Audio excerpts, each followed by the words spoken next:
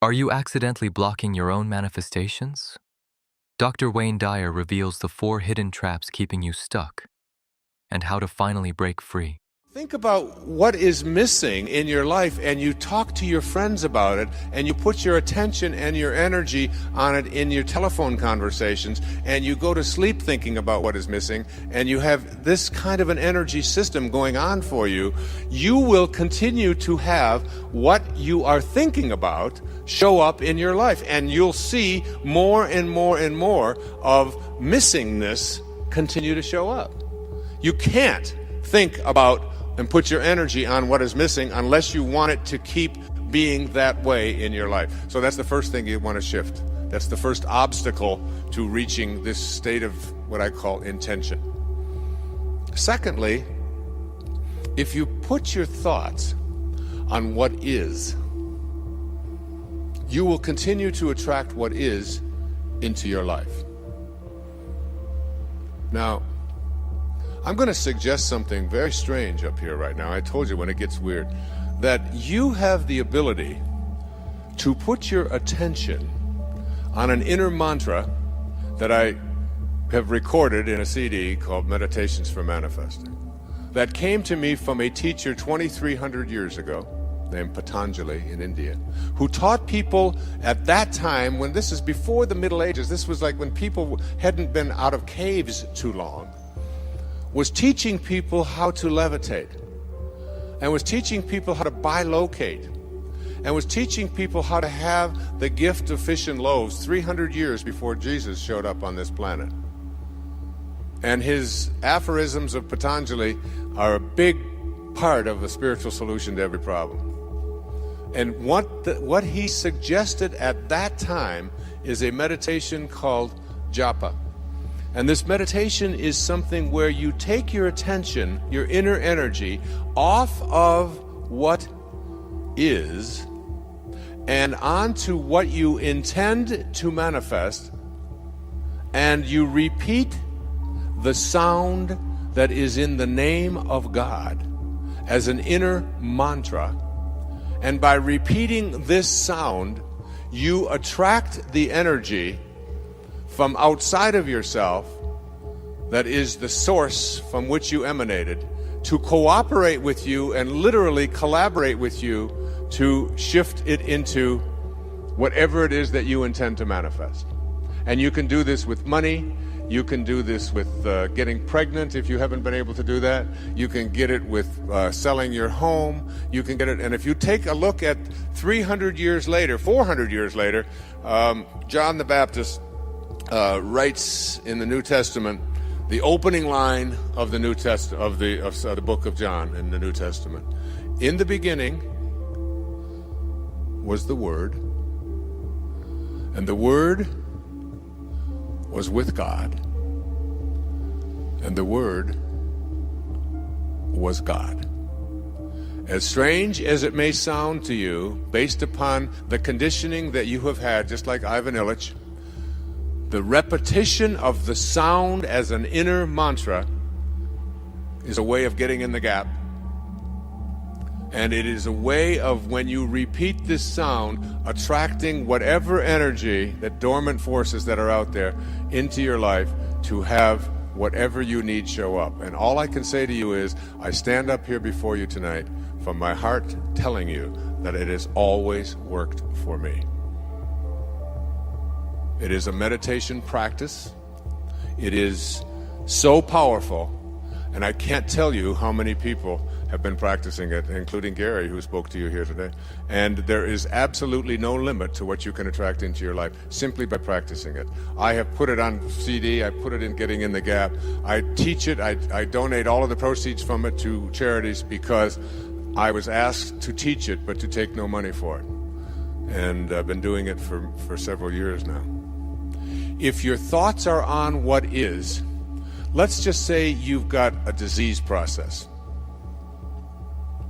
Cancer, arthritis, the flu, a cold.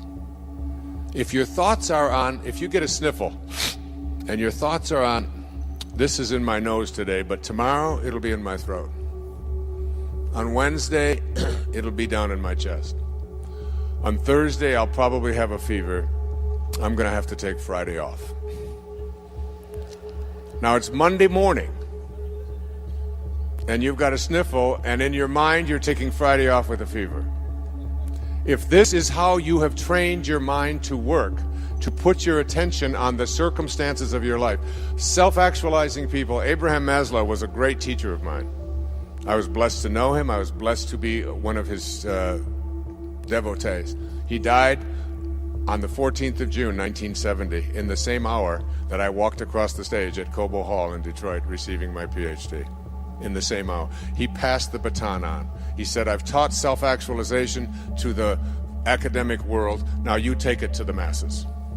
And Maslow said, self-actualizing people are distinguished from everybody else with this sentence: they must be what they can be.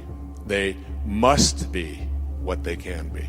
And one of those 10 secrets for success and inner peace is that you can't solve a problem with the same mind that created it. And know this, that your mind created everything in your life that you call a problem. And self-actualizing, highly functioning people who live at these extremely, extraordinarily high levels of consciousness never put their thoughts on what is if they don't like what is. Because if your thoughts are on what is, and you despise what is, and if you look at poor people, if you look at unsuccessful people, if you look at sickly people, if you look at tired people, if you look at addicted people, you will see people who put their attention constantly on their problems, on what is wrong, on what isn't working, on what I can't do, and so on. They'll tell you about it, they'll focus on it, and when your thoughts are on what is, and what you think about is what expands, you continue to attract more of what is into your life. When I had a practice, I had a woman who came to me who said, I just went through a divorce 7 months ago, and I've been dating, and I've dated 4 different men, and all 4 of them have used me as a sex object. And every single one of them called me up after the first date and were mistreating me, and they didn't have any respect for me, and that was the end of it. And she said, I'd like you to talk to all 4 of these men. And I said, there's only one common denominator here. You are attracting into your life what you are putting your attention on. It's called the Job effect. You can't think about what is missing, and you can't think and put your energy and talk about what is if you don't like what is. Can't do that unless you want more of that to show up. Third, you cannot put your attention or your thoughts or your energy on what always has been. If you put your thoughts or your energy on what always has been is what will continue to show up into your life. What always has been is the wake of a boat. Your life is a boat. It's heading up the river in that direction. And it's heading there at 40 knots. And you're standing on the stern, and you're looking down at the water, and as the boat goes in this direction, here you are looking down into the water, and what do you see? You see the wake. And what is the wake?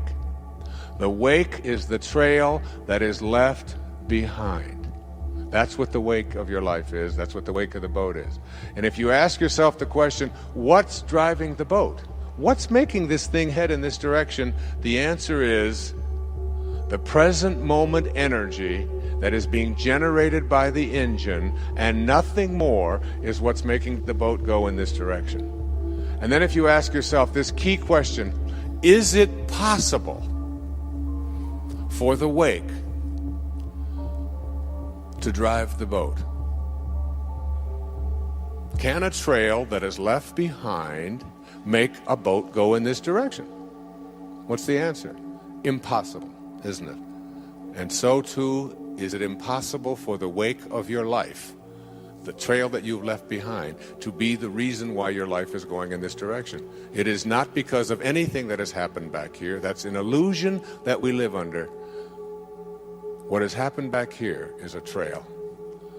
The choices you make in this moment, and if your thoughts are on what always has been, this is the way we've always done things, this is the kind of person I am, I can't change, you can't teach an old dog new tricks, all of those cliches that have become so much a part of our life. If your thoughts are on what always has been, and you despise what always has been, you will continue to attract more of what always has been, even though you despise it.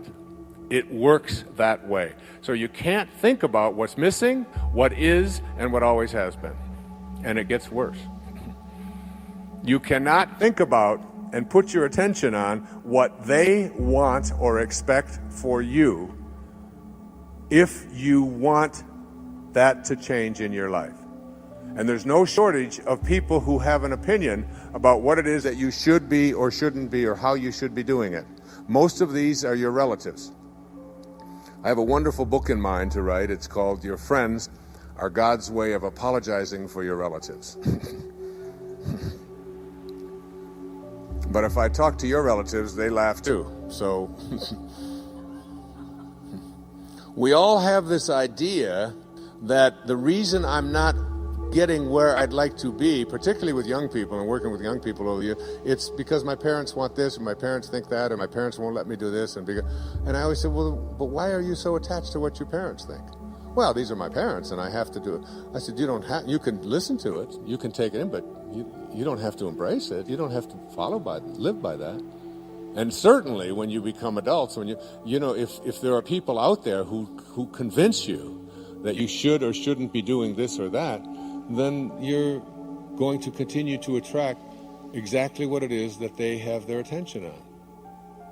So if you put your thoughts on what they want for you, you tell everybody else about how it makes you go from being blissed to pissed just by being in their presence, just by being on the telephone with them. That person, that in-law, that mother, that father, that grandparent, that child, whoever it might be, is giving you, or even your neighbors or your friends or whomever, your coworkers are telling you what you should or shouldn't be, and you don't like the advice that they're giving, and you resent very strongly. One of the 10 secrets for success and inner peace says there are no justified resentments. Your resentments are things that destroy you. So if your thoughts are on what they want for you, and what they want for you is something you don't like, you will continue to attract more of and use the attractor energy of the universe to attract more of what they want for you, even though you are upset about it. So here you go. There are 4 things that you can't do with your mind if you want to move into this state of intention that I'll be speaking about tomorrow. And these are: you cannot put your thoughts on what's missing, on the circumstances of your life, on what you always have been, or what others want for you. So you have to learn to do a somersault into the inconceivable and only put your thoughts or your attention on what you intend to manifest for yourself. Every thought that you have is an energy. Everything in the universe is an energy. And when you have a thought that is a thought that weakens you, which Hawkins speaks about so brilliantly in Power versus Force, that thought, the 10th secret in 10 Secrets says, wisdom is avoiding all thoughts which weaken you. And thoughts change and make you strong or weak depending upon whether or not what you're thinking at any given moment. The instant that you put something into your body and hold it close to it, the moment that you move into the energy field of someone who is negative, and I'll be speaking more about this tomorrow afternoon and doing a little bit more of a demonstration on it, that everything in this universe is an energy. I have the prayer of St. Francis on which I'll be reciting tomorrow, and Sky will sing for you tomorrow, on a card that is produced by a woman who lives in a wheelchair. And also, and all it takes is to be in the energy field. If I had Linda hold this up next to her, it would strengthen her. Just the words. Energy is in everything. And here's one of the most powerful notions about how you move into this area of bringing higher energy to the presence of lower energy in your life to strengthen rather than weaken you. It was on the wall of the ashram where Mother Teresa lived. And it goes like this: if you want to know tonight what to do and what to think and how to bring this energy to you, listen to these words.